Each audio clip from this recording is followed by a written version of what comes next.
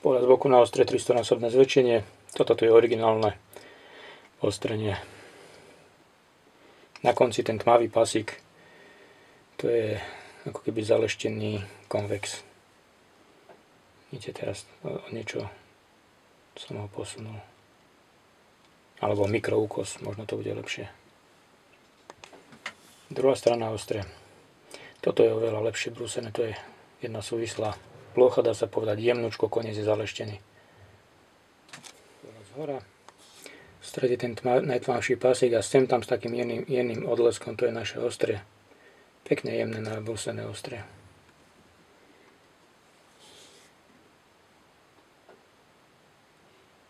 Pohľad z boku na ostrie. 300-násobné zväčšenie, použitý posledný kameň bol rozsutec. Na konci je klasický obrázok po rozsudci, taká mikropilka tam je. A tu keď sa pozrieme na tieto tu časti, tam vidíme také bodky, tak ako keby výstupky. To sú stopy po kameni Grit 1000 a tie bodky, výstupky, to je makrografická štruktúra, svojím spôsobom charakteristická pre D2 alebo práškové ocele s hrubším zrnom, tak by som to nazval. Druhá strana, rovnaký obrázok.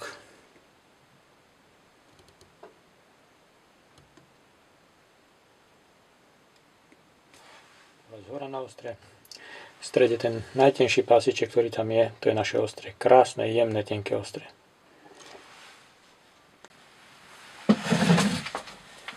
Pekne vás vítam. Dnes tu máme na test noža a ocele takýto nôž. Je to kopia noža bratov Širogorových Hatty 95. Nôž vyrobila firma Green Thorn. Číňania píšu, že je tu D2 materiál. Podľa brúsenia vyzerá, že to je nejaký ekvivalent D2 alebo čo si podobné tam je na tom. Momentálne máme nabrúsených 40 stupňov vrcholový uhol. Posledný použitý kameň rozsutec. Hrúbka vybrúsuje nejakých 0,38 mm. Veľmi pekne tenko nabrúsený nôž.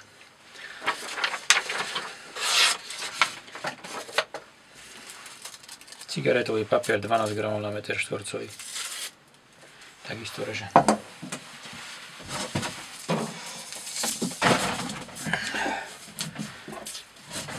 Skúsime bez rukavíc, bez všetkého. Upozorňujem, 40 stupňov vrcholový uhol. Posledný kameň rozsutec, 20 mm lano od firmy Lanex.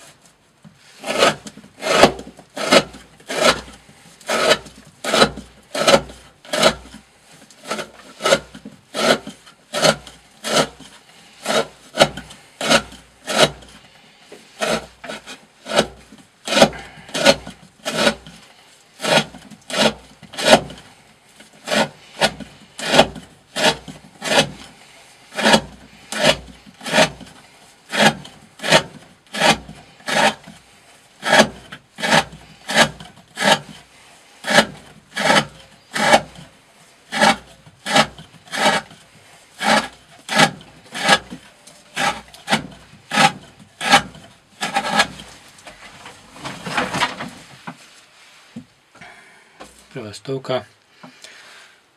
Je vidieť, že tie črienky sú tenké, majú spravenú fazetku, že tá plocha, o ktorú sa mi opiera ruka, že je dosť tenká, takže cítim v ruke, že to není úplne 100%. Žiadne zuby. S týmto nemám problém. Takisto. Ja si dám rukavicu a pokračujeme.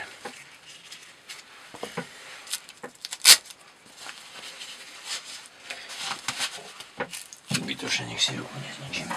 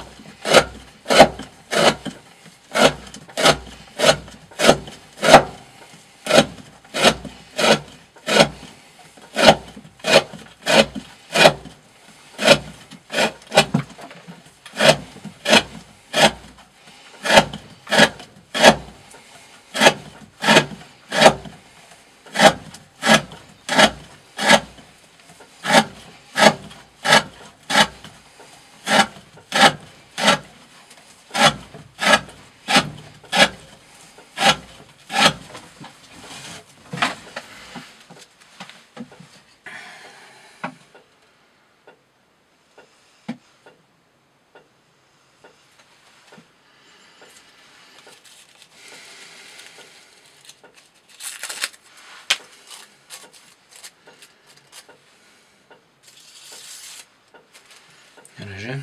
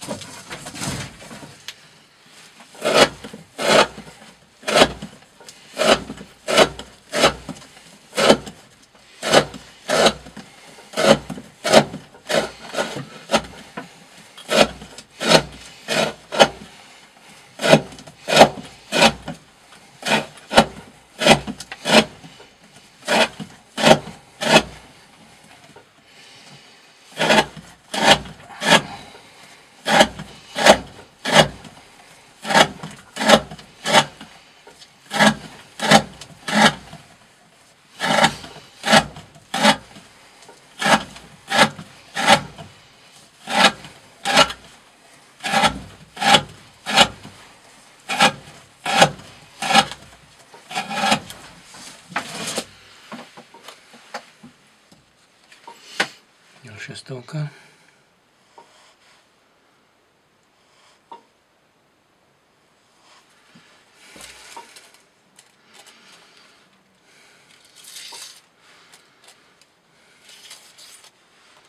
Ešte reže.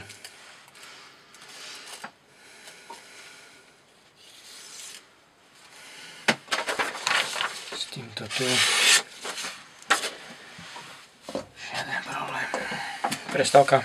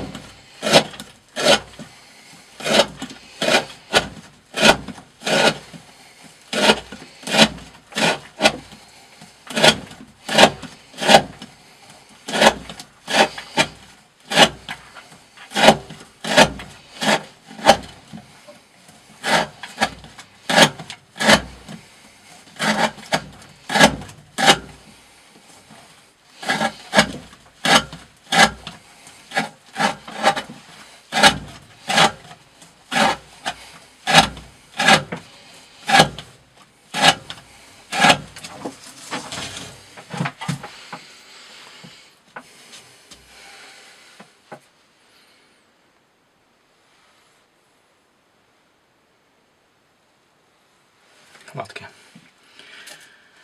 Žiadne zuby.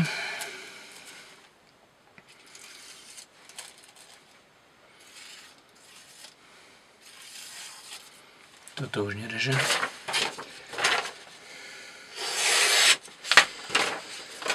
Toto nie je problém.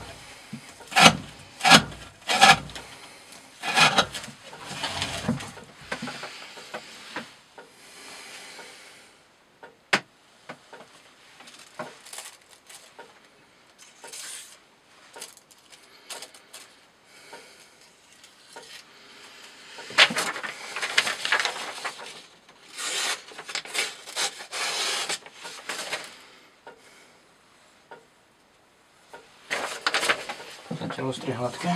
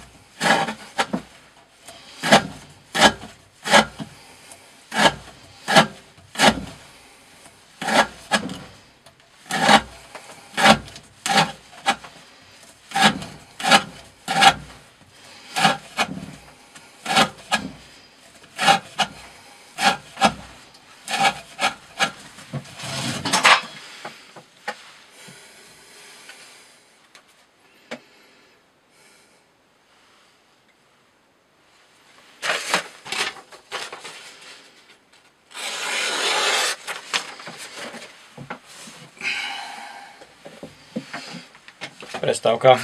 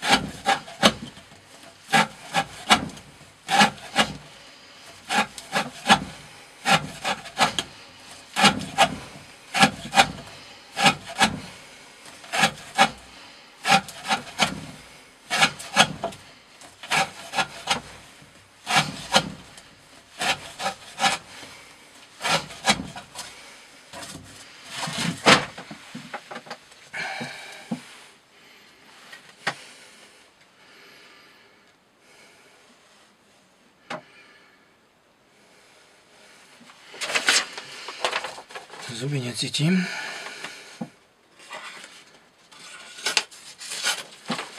No, ale reže. Skrčený papier.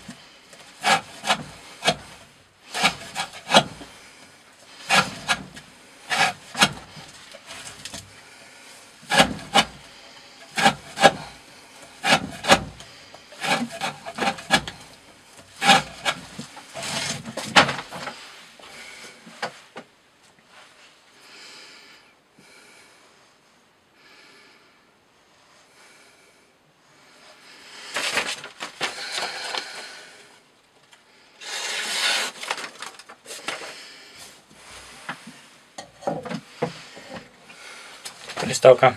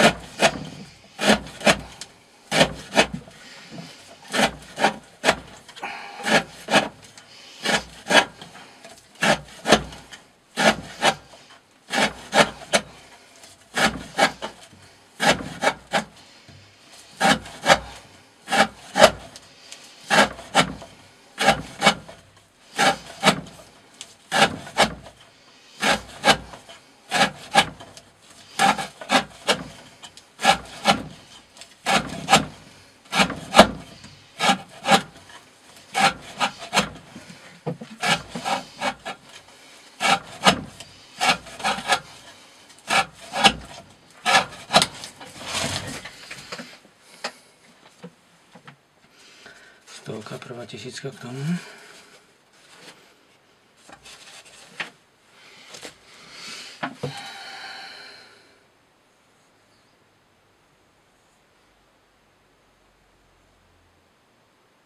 V tomto mieste sa mi zdá čosi. Neviem, či to je lepidlo. Asi lepidlo.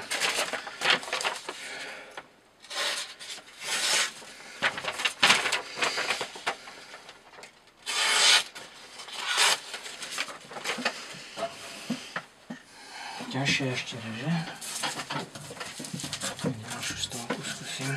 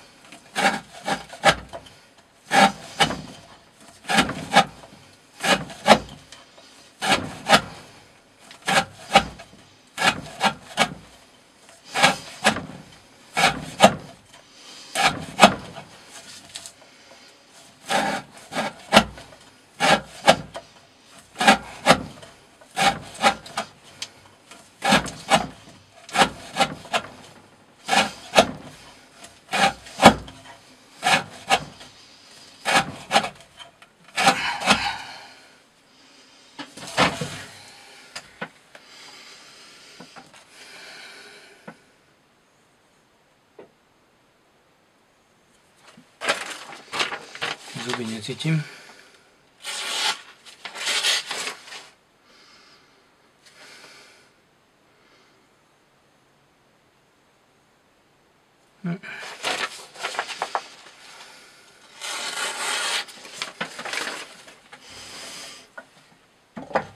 Prestávka.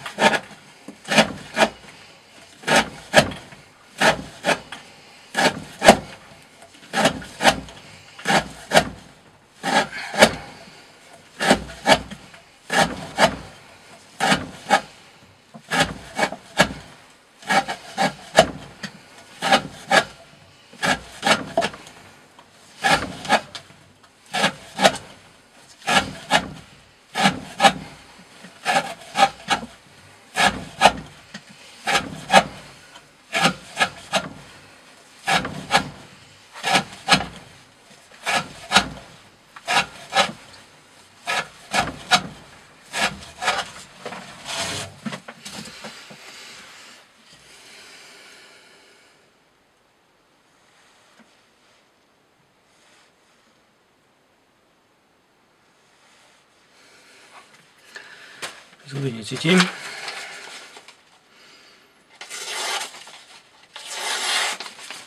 Režeme ďalej.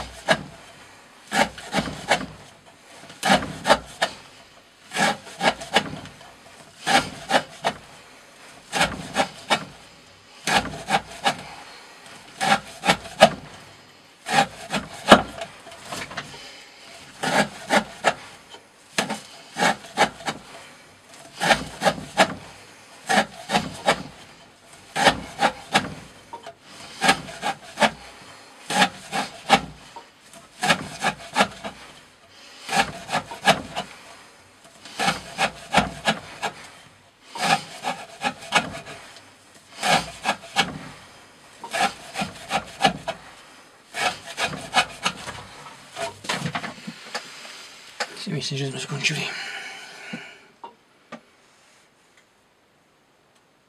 To je čosi maličké, neviem, či to je lepidlo.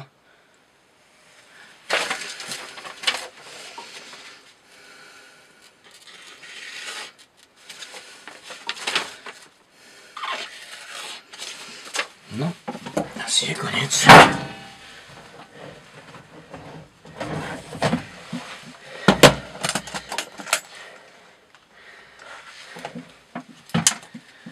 Náš etalón Spyderco Manixi PMS 110V.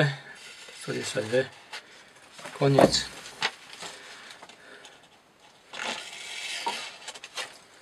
Rovnaké. 1300 prerezané, 1300 krát prerezané lano. Z boku na ostre po prerezaní 1300 krát lano. Na konci vidíme ten tmavý pásik, striedanie svetlých malých tmavých bodiek. To je zatupenie. A smerom dole vidíme na tých zvislých pásikoch také výstupky. To je tá makrografická štruktúra, dá sa povedať, charakteristická pre D2. Pozrieme celú čepel. Máme kdesi pätku. Pätka. Veľa nerezala. Tu už je to vidieť, že to čo si rezalo.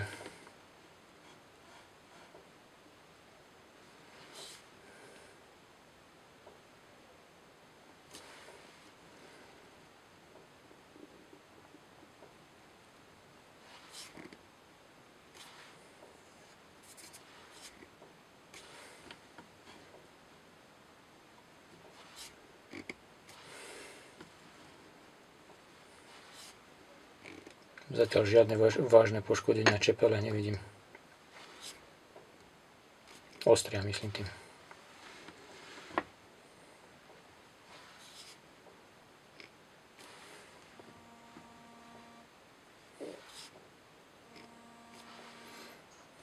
Druhá strana noža je rovnaký obrázok. To je trošku ostre k nám vytlačené.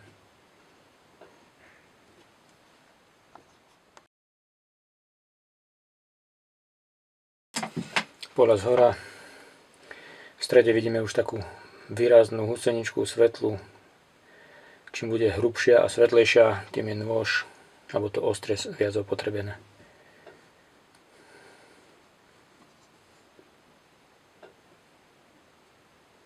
To je pätka. To tmavé, čo tam na bokoch vybehlo, to sú črienky. Relatívne tenké ešte, ale už sú tu svetlé fľačky.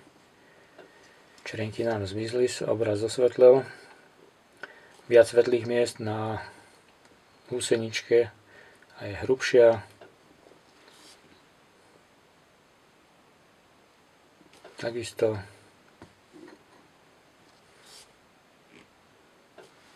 skoro súvislý svetlý pasík. Takisto svetlé, lesklé.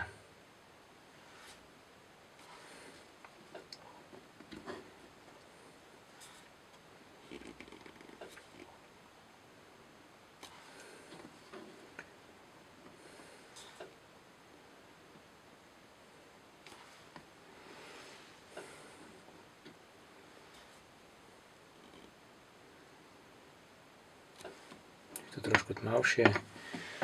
Už sa pomaličky dostávam na rádius predu, no tu už je to vidieť, že to menej rezalo. Tmavé a tenké.